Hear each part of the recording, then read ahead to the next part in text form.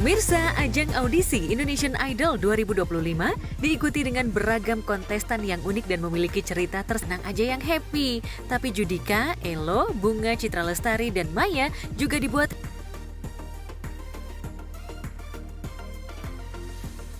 sama dengan Naswa nih, Nurlinda, mahasiswa asal Bulungan dan diva pop tanah air, Titi DJ.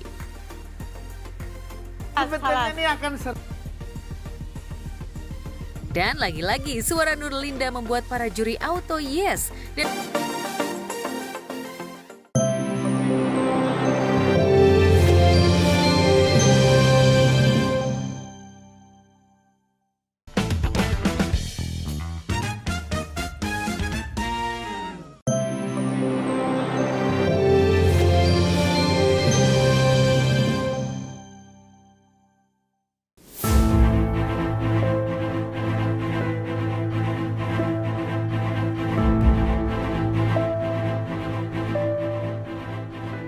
drama menarik kembali tersaji dalam sidang kasus mega korupsi PT Timah Tbk senilai 300 triliun yang menasbihkan 16 terdakwa.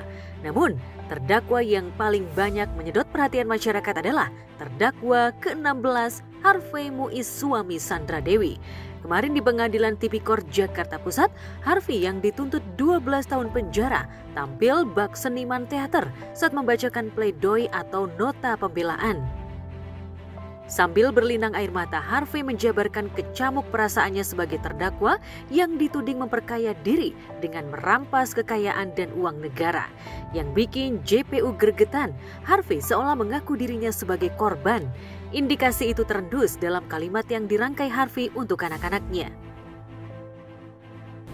Anak-anakku, Papa bukan koruptor. Papa bukan pejabat yang bisa menyalahgunakan wewenang. Papa tidak pernah dituduh dan terbukti mencuri apapun, apalagi uang negara. Dan Papa tidak pernah dituduh dan terbukti melakukan suap atau gratifikasi. Apapun yang orang katakan, tuliskan sekarang atau nanti, Tuhan, sejarah, dan waktu yang akan membuktikan. Demikian Harvey menyisipkan pesan untuk anak-anaknya dalam pledoinya. Belum cukup pengusaha berusia 39 tahun itu menyisipkan pesan yang lebih mendalam untuk kedua buah hatinya. Malaikat-malaikatku, maafkan Papa karena harus tiba-tiba hilang dari hidup kalian yang baru saja dimulai. Hak kalian untuk memiliki sosok ayah dirampas begitu saja.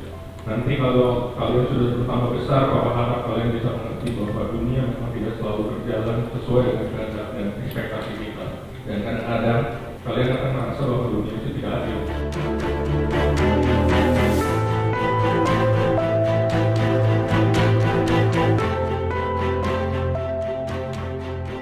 Mas Harvey, Natal perdana tanpa keluarga seperti apa Mas Harvey? Natal perdana tanpa keluarga seperti apa Mas Harvey? Mas Harvey, kerinduannya dengan anak-anak seperti apa sih? Udah lama nggak ketemu Mas Harvey? Ditahan sejak 16 April 2024, sudah 8 bulan Harvey hidup di balik jeruji besi dan berpisah dengan istri serta kedua matahari kecilnya. Meski kelihatan tegar pada sidang-sidang sebelumnya, ada momen di mana Harvey tak sanggup menutupi kepedihan hatinya. Usai berpesan pada kedua anaknya dalam pledoinya, Harvey Muiz mengungkapkan cinta dan rasa terima kasihnya kepada Sandra Dewi yang tetap setia dan selalu percaya bahwa ia tidak bersalah. Istri saya, Sandra Dewi, ketika dia difitnah, dihujat, dicaci maki, dia sebetulnya punya akses langsung berbicara ke publik untuk melawan kamu. Tapi dia memilih untuk diam.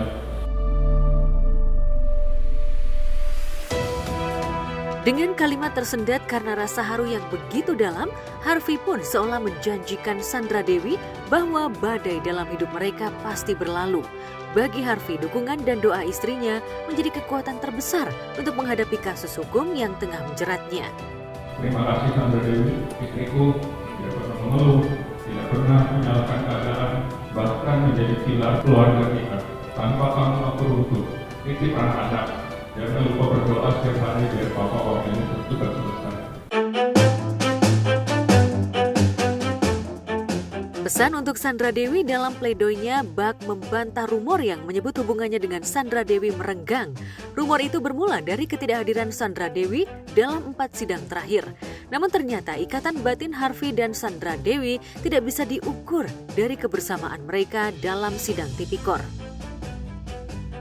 Kabarnya Sandra Dewi ada kegiatan yang tak bisa ditinggalkan sehingga mengutus sang adik Kartika Dewi untuk memberikan dukungan moral kepada Harvey saat pembacaan pledoi.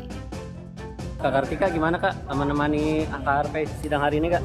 Kak, kenapa Kak Sandra nggak datang Kak? Kak, kenapa Kakak yang menemani selaku adik ipar ya Kak? Kak, persiapan Natal seperti apa Kak Sandra Kak? Hubungan Harvey dengan adik iparnya memang terjalin baik. Kartika Dewi juga membantu merawat 2 keponakannya, buah hati Harvey dan Sandra Dewi. Sayangnya, Kartika Dewi belum siap bicara di depan awak media. Terlebih sebagian netizen sudah kadung menilai Harvey sebagai koruptor dan layak diganjar hukuman 12 tahun penjara plus pidana tambahan dengan membayar uang pengganti kerugian negara sebesar 210 miliar. Mas Harvey, banyak yang bilang katanya hukumannya nggak worth it. Mas Harvey, gimana tanggapannya Mas Harvey? Jangan sampai kemudian adanya presiden-presiden yang terus berjalan. Kita ingat bahwa yang namanya tax amnesty itu merupakan suatu bentuk pengampunan.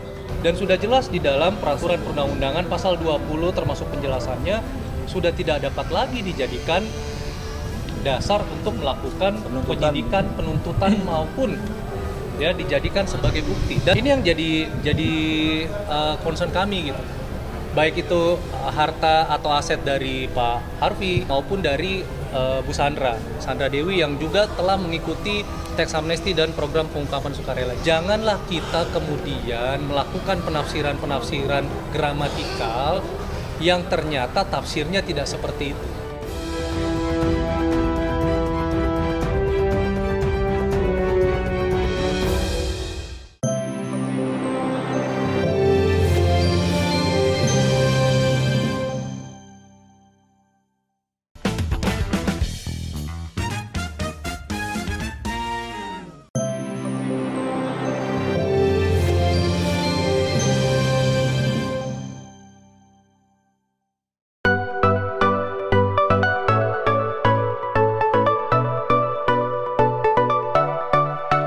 Kelegaan juga dirasakan oleh Atta Halilintar sebab pembangunan masjid keempat sudah mencapai 80-an%. Suami Aurel Hermansyah itu enggan menyebutkan secara spesifik di mana masjid itu berada. Termasuk nama masjidnya juga belum diumumkan secara resmi. Namun Atta yang ditemui usai berolahraga mengaku jika ia akan membawa istri serta anak-anaknya untuk melihat dan beribadah di masjid keempat ini ketika sudah benar-benar rampung. Ini sudah 85%. Dilancarkan aja, nanti pengen di yang keempat ini pengen ngajak semua istri anak semua ke sana. Kita lihat langsung biar jadi motivasi buat anak-anakku nanti kalau ngikutin ayahnya gitu.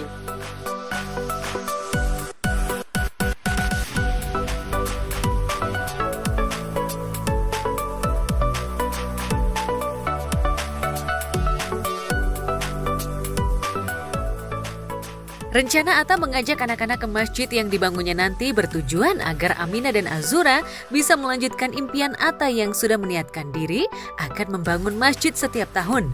Sekalipun nazarnya membangun 7 masjid sudah tercapai, hanya saja di daerah mana saja Atta akan membangun masjid masih belum dijelaskan.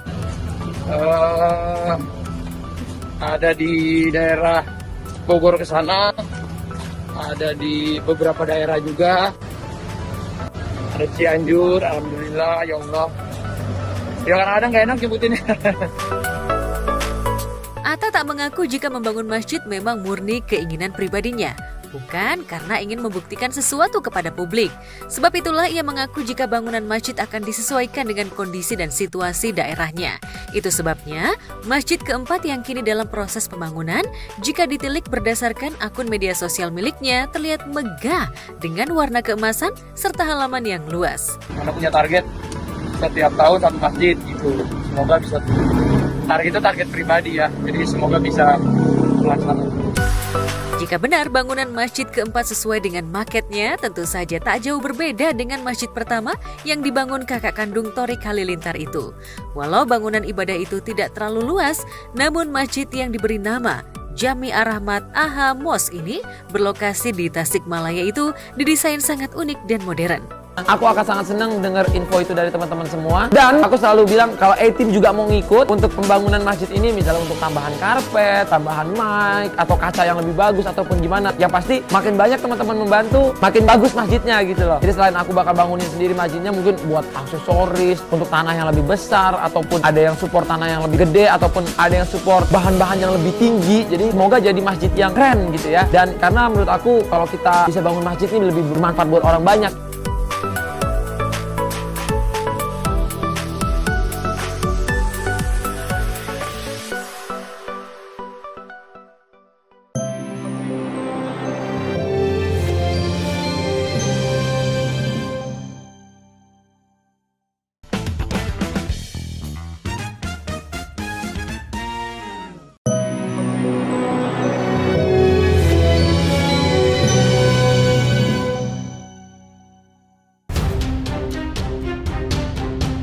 Setelah melalui drama yang panjang, mulai dari terkuaknya fakta perselingkuhan sang suami hingga berujung pada gugatan cerai yang dilayangkan Tengku Dewi Putri ke Pengadilan Agama Cibinong, Bogor, Jawa Barat pada 6 Juni 2024 lalu.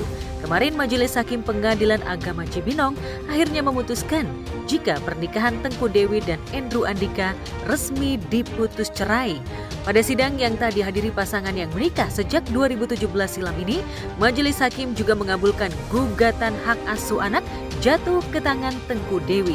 Selain itu, Andrew juga diwajibkan memberi nafkah untuk kedua buah hatinya tiap bulan. Namun, berapa kisaran nafkah yang harus ditunaikan Andrew untuk anaknya? Pihak pengacara Tengku Dewi tak mau merinci nominalnya. Hari ini sudah sah ya, Andrew dan Ibu Tengku Dewi sudah bisa. Salah satu detailnya ya anak semua ke Tengku Dewi, ya anak-anak semua untuk hak asuh ke Tengku Dewi, tapi Pak Andrew tetap boleh berkunjung. Meski kuasa hukum tak mau merinci berapa kisaran nominal nafkah yang harus ditunaikan Andrew, tapi pada sidang sebelumnya Tengku Dewi sempat menyebut jika Andrew menyanggupi memberi nafkah untuk anak-anaknya di kisaran angka 20 juta rupiah. Dengan angka itu, Tengku sendiri mengaku tak keberatan. Dan nanti untuk Andrew nanti dia ada bayar tiap bulan, nanti jumlahnya langsung ke Bapak aja keseluruhannya ya. Berapa nanti dijelasin sama Pak Mio langsung aja. Apapun yang dimaui oleh istrinya, dia akan disetujui. Sekarang aku cuma minta doanya aja, semoga proses perceraian aku ini berjalan dengan lancar, jadi kita bisa melanjutkan hidup lagi.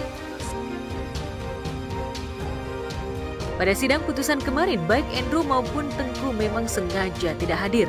Andrew kabarnya tengah sibuk melakoni pekerjaan, sementara Tengku Dewi dan kedua buah hatinya tengah berlibur di Pulau Dewata, Bali. Pihak Andrew sih dari minggu lalu kan emang udah ngasih surat, dia tidak akan pernah datang hadir dan mengikuti jalannya pengadilan. Jadi dia ya sudah langsung kita mulaikan saja, selesai semua, dia ikutin acaranya, begitu kelar sudah. Ya gimana aku nggak sakit hati, bukan aku cemburu atau kayak gimana. Ujuk-ujuk aku tahu dia pergi liburan ke luar negeri dengan perempuan yang belum resmi ketok palu, dia tidak tanggung jawab sama anak-anaknya, dan dia juga men-spill aku di podcast-podcast bahwa aku yang salah. Di sini aku berhak juga dong membela diri. Nah, dia tuh sebenarnya udah dapat sinetron, tapi dia batalin cuma karena dia pengen liburan gitu loh. Jadi jangan menyalahkan orang lain. Perceraian ini jelas tak pernah terbayangkan Tengku Dewi yang sudah mencecap pahit manis mengayuh bahtera selama 7 tahun bersama Andrew. Apalagi sebelum terkuak fakta seputar perilaku minor, yakni kegemaran Andrew menjajaki cinta terlarang bersama wanita lain, hubungan Andrew dan Tengku Dewi boleh dibilang sangat kompak dan romantis. Sebelum luapan kekecewaan dan tangis Tengku membuncah di jagat maya, usai terkuak skandal perselingkuhan Andrew dengan sejawat selebriti yang diduga melibatkan presenter Soraya Rashid, sejoli ini acap kali pamer kemesraan di media sosial. Bahkan Andrew dikenal sebagai sosok suami sekaligus ayah yang dijuluki Hot Daddy. Selama ini tuh aku 12 tahun tuh ternyata hidup sama orang yang memang berubah atau sebenarnya dia seperti ini tapi memang dia menutup topeng selama ini. Itu aja sih yang aku pertanyaan, tapi aku udah ikhlasin semuanya. Itu terjadi karena dia udah ibaratnya ya udah capek lah, udah lelah gitu. Pastilah kalau rasa penyesalan itu pasti ada, tapi ya ini semua udah berjalan, ini semua udah dilaluin berbulan-bulan gitu kan. Nah, air mata mungkin karena biasanya kan kayak ngeliat di TV-TV gitu ya, kayak nggak pernah terbersit kok bisa ada di sini gitu. Tapi ternyata terjadi di hidup aku gitu, kayak namanya cewek ya, perempuan gitu kan, melo aja sih, lebih kayak oh iya bener ya ini terjadi. Tapi sayang, julukan pasangan romantis dan label hot daddy yang melekat pada Andrew itu tercoreng oleh ulah dirinya sendiri. Apa daya, Tengku Dewi yang semula ingin pernikahan dengan Andrew langgeng sekali seumur hidup ini akhirnya buyar akibat pengkhianatan cinta. Lantas benarkah setelah resmi bercerai, Tengku Dewi tengah menata hati dan masa depannya dengan merancang untuk tinggal di Bali? Apalagi di Pulau Dewata itu, Tengku Dewi kabarnya tengah merintis usahanya. Benarkah di Pulau Dewata, Tengku akan melupakan semua kenangan bersama lelaki yang sudah 7 tahun tinggal satu atap dengannya? Fokus sama proses ya. Yang lama-lama kan udah lewat, jangan ingat-ingat lagi. Nah jadi ya sekarang aku sih cuma bisa bilang sama dia, kamu harus kuat, aku bilang semangat, didoain aja yang terbaik buat Dewi, mudah-mudahan Dewi bisa melewati semua ini dengan baik gitu.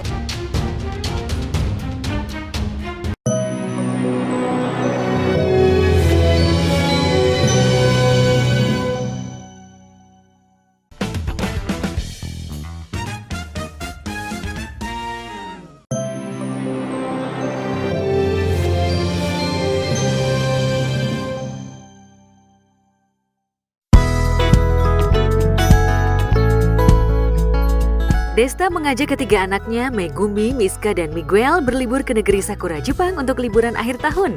Dan yang paling menarik adalah perjalanan kali ini diikuti oleh sang mantan istri Natasha Rizky dan kedua ibu mereka.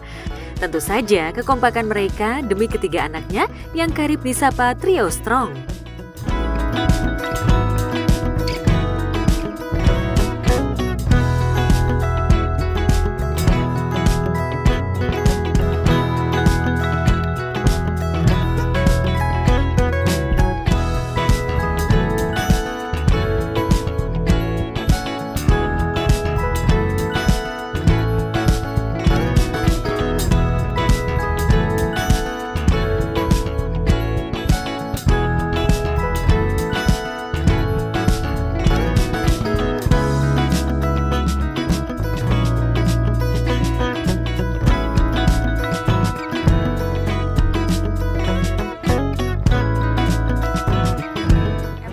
Desta pastinya kan kita kan co-parenting dengan baik ya, jadi nggak ada melewati batas itu, insya Allah ya, semoga Allah jaga, jadi semoga Allah jaga kita dari fitnah sih.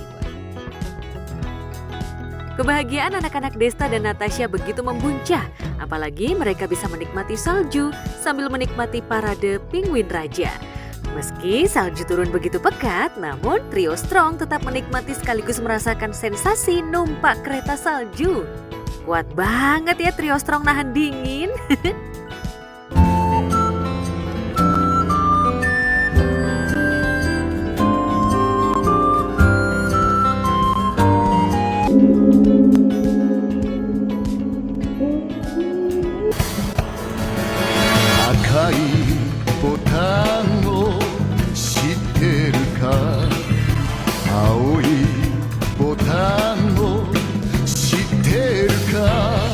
Seperti apa sih ya gitu aja. Alhamdulillah kan emang suka ngumpul keluarga, terus momen-momen tertentu gitu biasanya kita emang selalu ngumpul kan gitu. Jadi alhamdulillah sih Allah kasih kemarin Allah kasih nikmat, Allah kasih kemudahan, kita bisa ngumpul bareng-bareng gitu aja sih.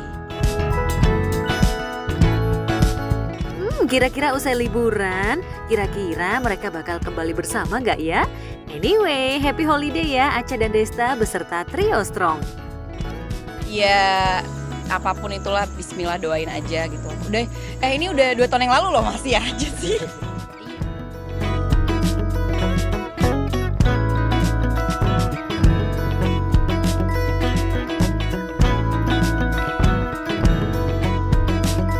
Rasa bahagia juga terpendar di wajah Krisdiana Baharudin. Krisdiana tak menyangka jika istri tercintanya Siti Badriah kembali hamil anak kedua. Apalagi kehamilan Sibat biasa Siti Badriah disapa tanpa melalui proses yang panjang layaknya kehamilan putri pertamanya Sarena. Apalagi Kris dan Sibat sempat divonis dokter tak akan mungkin memiliki momongan tanpa melalui program. Aku juga nggak sangka karena punya Sarena aja susah banget, dan dokter tuh dulu awalan bilang sama aku dan Siti buat punya anak itu hal yang mustahil kalau misalnya nggak pakai program.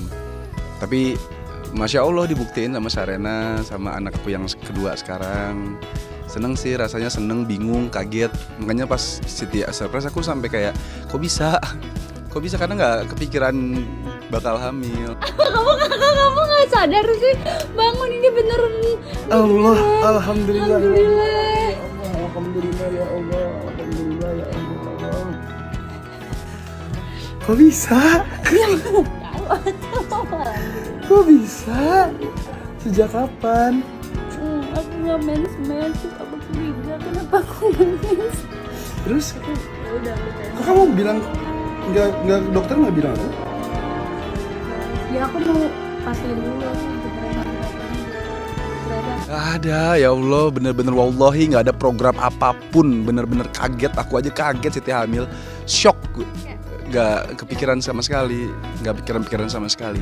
Buat Sarena aja kan aku banyak obat yang aku harus makan, buat maksudnya biar Sarena hamil, dan banyak obat-obatan yang Siti minum juga, pakai cara-cara teknik-teknik kayak jamnya jam berapa buat berhubungan dan lain-lain, itu kayak diatur gitu.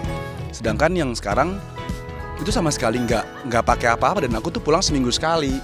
Kayak keajaiban Allah sih itu, mungkin emang kuasa Allah ya, mungkin karena permintaan Sarena pengen adik terus dikabulinnya permintaan Sarena mungkin.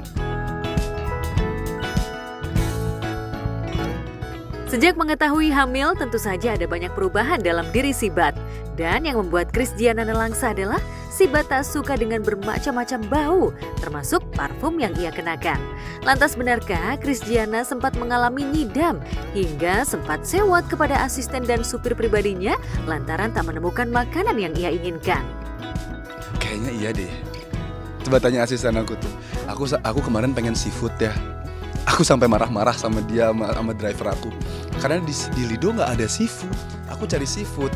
Itu aku cari dari ujung ke ujung nggak ketemu. Sampai aku marah-marah, sampai nanya sama supir aku tuh. Sampai aku bener-bener marah, kayak cari gitu. Abis itu tetap nggak ketemu. Sampai akhirnya itu udah jam 11 malam. Dapat dari Bogor, ternyata rasanya nggak enak. Terus kayak ya udahlah, tapi tetap aku makan. Aku pesen 4 kepiting. Aku tetap makan habis sendirian, aku makan 4 kepiting, tapi tetap kurang puas. Besoknya aku ke rumah kakak aku kan ulang tahun tuh. Habis itu kita makan seafood di dekat situ. Ternyata enak banget. Terus aku puas jadinya. Aku makan 5 kepiting. Gak ada keluhan apapun. Dia awalan tuh dia hamil kebo. Pas 2 minggu awalan belum tahu hamil itu kayak dia tetap pengen show, tetap apa segala macam. Terus kalau sekarang dia udah nekan anaknya. Kalau jalan keluar aja udah pusing, udah menyium bau-bau semuanya nggak suka. Parfum gua aja yang harganya berapapun dia nggak suka. Gak ada satupun yang suka, sampai parfum itu diciumin dulu satu-satu. Yang mana yang bisa aku pakai di rumah gitu. Iya, wah itu susah banget. Sejatinya usia kehamilan Sibat sudah 4 bulan. Namun baru beberapa hari belakangan ia umumkan lewat sosial media pribadinya. Keduanya tak ingin terlalu dini mengumumkan di awal kehamilannya, hingga di usia yang sudah pas, baru kebahagiaan itu ia publish ke halayak luas. Wah, selamat ya Sibat dan Kris. Semoga sehat selalu calon debaynya sampai melahirkan nanti. Oh iya pasti, buat sekarang iya pasti. Aku membatasi Siti untuk kemana-mana, karena harus dijaga kan kandungannya. Terus aku juga membatasi Siti untuk show, untuk kerja. Jadi biarin dia di rumah aja istirahat, lebih tenang. Ya udah itu doang sih palingan. Dan di rumah kan udah lebih tenang kan, karena ada kakak ipar aku juga. Ada kakaknya Siti di rumah buat nemenin. Terus ada susternya Sarena juga, ada asistennya. Jadi lebih tenang kalau misalnya dia di rumah tanpa pergi-pergian. Demi Tuhan takkan pernah kusiakan. Jagat hiburan tanah tanah air mendadak heboh, bukan karena geger kasus perceraian atau kasus hukum, tapi lantaran percaya atau tidak percaya atas beredarnya kabar bahagia yang datang dari komedian senior Ki Daus yang tengah menanti kelahiran bayi keduanya dari kandungan sang istri Dewi Lestari Wijaya. Netizen seolah tak percaya jika pria yang kini berusia 67 tahun itu akan mendapatkan buah hati kedua. Tapi bukti itu nyata setelah usia kandungan istrinya sudah memasuki 8 bulan. Bahkan si jabang bayi diperkirakan akan lahir pada awal tahun 2025 mendatang. Selama 13 tahun kemana aja tuh? Olahraga. Beda umurnya tuh berapa kalau sih tadi? 35. Engkau sempurnakan hari. Kebahagiaan Ki Daus semakin sempurna setelah mengetahui jenis kelamin buah hatinya adalah laki-laki. Kehadiran bayi lelaki jelas akan melengkapi sepasang buah hati. Pasalnya anak pertama yang lahir setahun setelah pernikahannya dengan sang istri berjenis kelamin perempuan. Lantas apa saja persiapan Ki Daus untuk menyambut kelahiran si jabang bayi? Ini diuji sama istri. Katanya suka masak. Bisa dibuktikan sekarang. Ini tetes ayam ala Daus. Ini salah satu bumbu-bumbunya. Cabai, daun kuning, kunyit ya, bawang putih, bawang merah. Alhamdulillah senang aja gitu, kumpul-kumpul sama keluarga. Dalam usia senja 67 tahun dan akan kembali dikaruniai buah hati, memang kabar ini cukup menyita perhatian publik. Tapi sejatinya anugerah akan lahirnya buah hati kedua itu wajar. Pasalnya istri Ki Daus, Dewi Lestari Wijaya, yang kini mengandung bayi kedua masih berusia 32 tahun. Ya, Dewi Lestari dinikahi Ki Daus pada 20 Januari 2011 silam. Saat itu ia masih berusia 20 tahun atau terpaut usia 35 tahun dari Ki Daus. Maka secara usia istri Ki Daus masih bisa mengandung. Penting saya sudah merasakan waktu muda. Nah, jadi harus bersyukur.